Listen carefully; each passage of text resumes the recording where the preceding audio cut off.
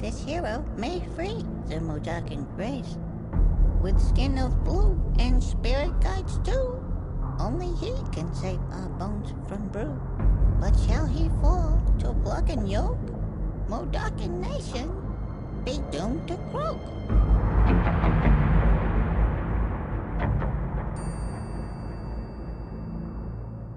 Where do I even start?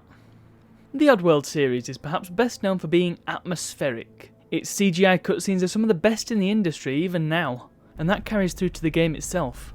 Making great use of pre-rendered graphics, it remains, and I've always said this, one of the most stunning games to ever grace our home systems. If nothing else, it goes to show the power of the CD-ROM. Abe's Exoddus is the second game in the series, but it's actually a spin-off of the earlier Abe's Odyssey, rather than a full-on sequel. Despite that, it ends up being a much bigger game, with twice the locations and 3 times the amount of Mudokons to save. Let me explain. The game is what's classed as a cinematic platformer. Think stuff like Prince of Persia, Another World and Flashback. It follows the story of Abe, a slave who escaped from the Rupture Farms meat factory in the first game, bringing 99 of his fellow Mudokons with him. Exoddus is simply a continuation of that story, and the gameplay is virtually identical but for a few extra odds and sods. These games have a unique system that I've never seen since, or at least never seen bested. It's called GameSpeak, and using the number keys, Abe can say things such as You will follow me. Oh yeah. And so on and so forth. This is how you save Mudokons, and this is what the bulk of the gameplay involves, manipulating the environment to solve puzzles which end up with you saving a bunch of your friends. Sometimes you get easy handouts, other times not.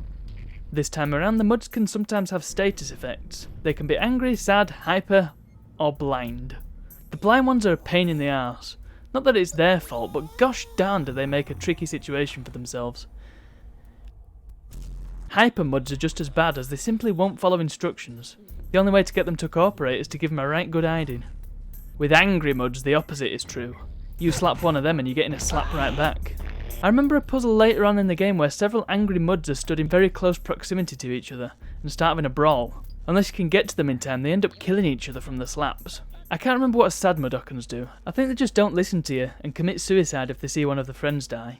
Oh, and you also get sick Muds, but they don't really come into play until later. There are also a crap ton of secrets to be found.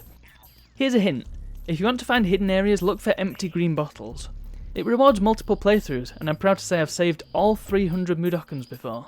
Even though I've done that though, the game's universe keeps pulling me back in. Every so often I find myself back into the mines for another go around.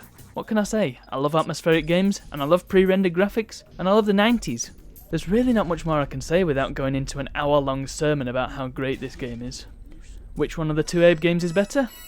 Well, that's for you to judge. Verdict. You should dish out some cash and go buy this stinking game. And we gotta eat too, you know.